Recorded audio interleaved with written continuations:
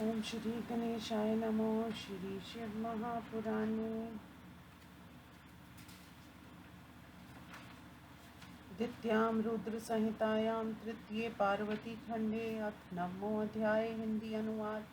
नारद जी ने कहा, हे विधि तात शैववर प्राज्ञ, आपने आश्चर्यजनक कथा कहकर इस ओर मेरा प्रेम बढ़ा दिया है। हे तात, हे दिग्दर्शन, जब मैं अपने धाम को चला गया उसके बाद क्या हुआ उसे आप कहिए।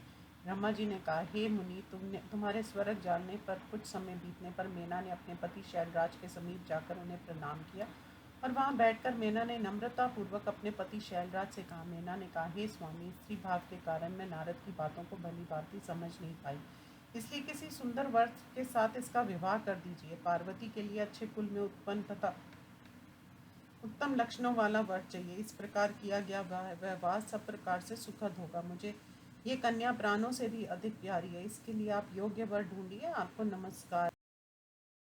योग्य वर को पाकर वह भी सुखी रहेगी। ब्रह्मा जी ने कहा। इतना कहकर मेना की आंखों में आंसू आ गए और वे अपने पति के चरणों में गिर गई।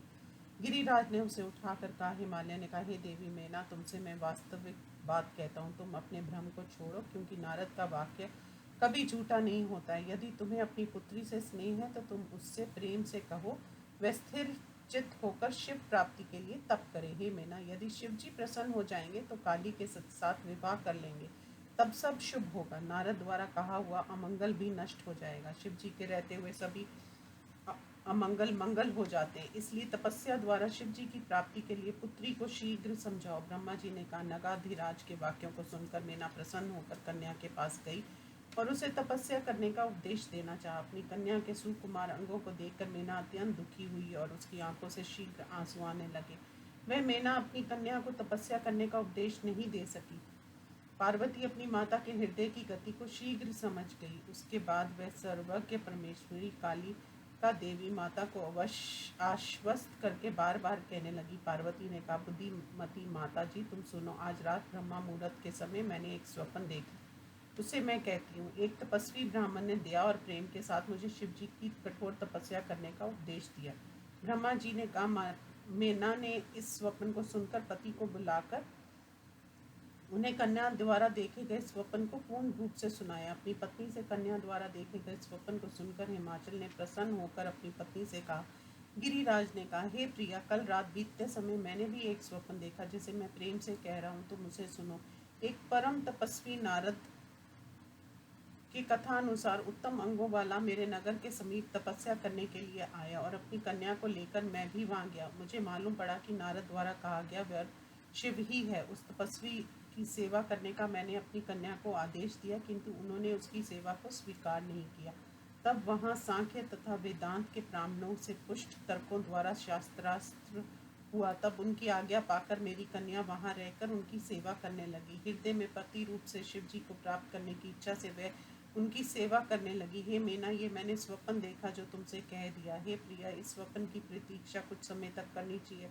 यदि इसे ठीक समझती हो तो मेरी सलाह स्वीकार करो। ब्रह्मा जी ने कहा। हे मुनिवर, इतना कहकर शुभ चित्त वाले गिरिराज और मेना धैर्य पूर्वक स्वप्न फल की प्रतीक्षा करने लगे। इस प्रकार कुछ दिन बीत जाने पर सृष्टिकर्ता तथा सज्जनों को सद्गति देने वाले परमेश शिव जी सती की के विरह से व्याकुल होकर सर्वत्र घूमते गए हुए कुछ गणों को साथ लेकर सती के प्रेम से व्याकुल होकर तपस्या करने की इच्छा से वहां आए, जहां पार्वती शिव जी को प्रसन्न कर उन्हें प्राप्त करने की इच्छा से दो सखियों के साथ तपस्या कर रही थी। अपने कार्य की सिद्धि के लिए देवताओं द्वारा प्रेषित कामदेव के बाण से बिंधने पर भी शिव जी विचलित नहीं हुए।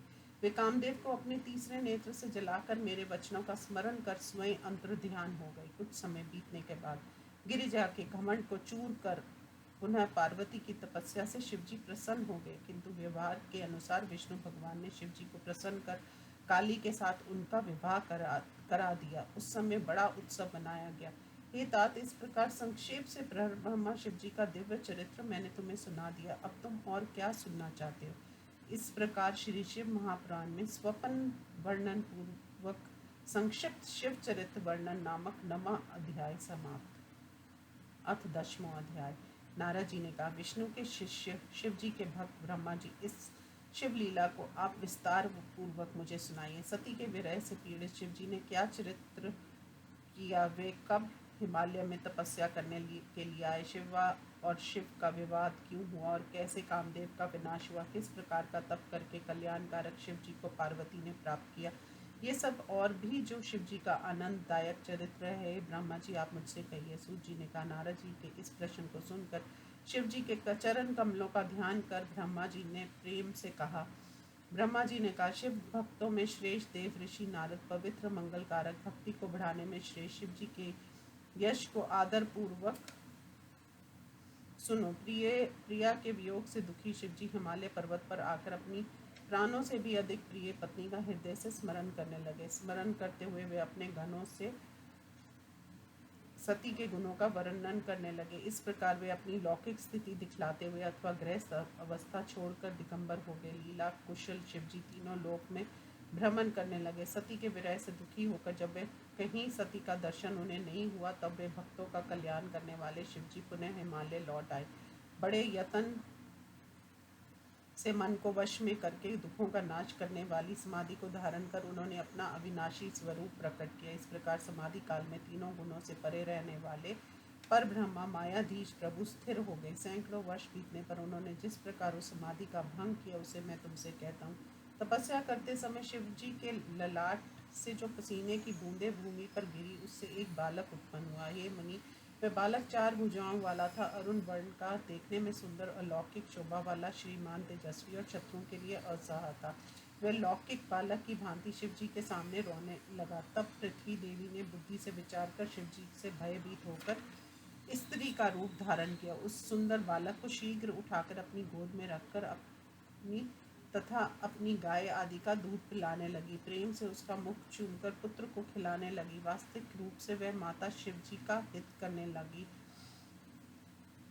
सृष्टिकर्ता अंतर्यामी कौतुकी शिव जी इस चरित्र को देखकर हंसकर पृथ्वी से कहने लगे, हे पृथ्वी, तुम धन्य हो, इस मेरे पुत्र का पालन करो। मेरे पसीने की बूंद से ये तुम्हारे में उत्पन्न हुआ अंत ये सभी तेजस्वियों में श्रेष्ठ होगा। हे पृथ्वी, यद्यपि मेरे श्रम से उत्पन्न ये बालक मेरा प्यारा होगा, फिर भी ये तुम्हारे नाम से प्रसिद्ध तथा तीनों तापों में रहित होगा।